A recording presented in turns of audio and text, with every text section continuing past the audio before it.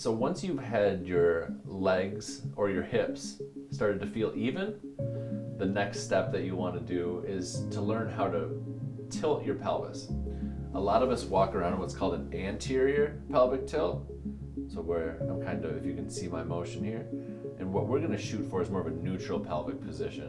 And what that'll involve is putting your hands underneath your back, and you're going to want to feel your back push into your hands as you start to tilt the front of your pelvis up.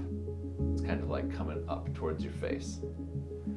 And you're going to use your butt muscles and you're going to use your stomach muscles to do that. This sometimes can be a hard one to learn if you've been having an anterior pelvic tilt your whole life. So keeping your hands behind your back so that you can feel with your hands that you're actually giving a little bit of pressure from your low back down into the mat or the bed or whatever you're laying on.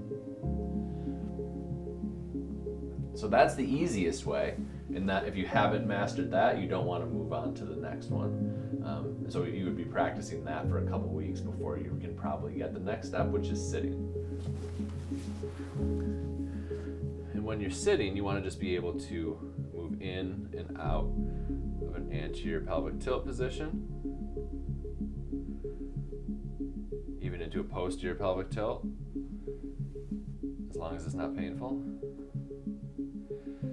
And so this is another one, this is the middle step, and so it's not as difficult as when we're doing it standing. But the next step is to be able to do it standing.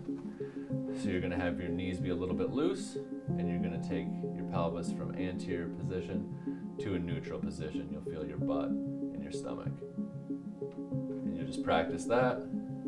Once you're doing it standing, what you'll want to do is be able to hold it. Can you hold that neutral position? And can you hold it while you go for a walk?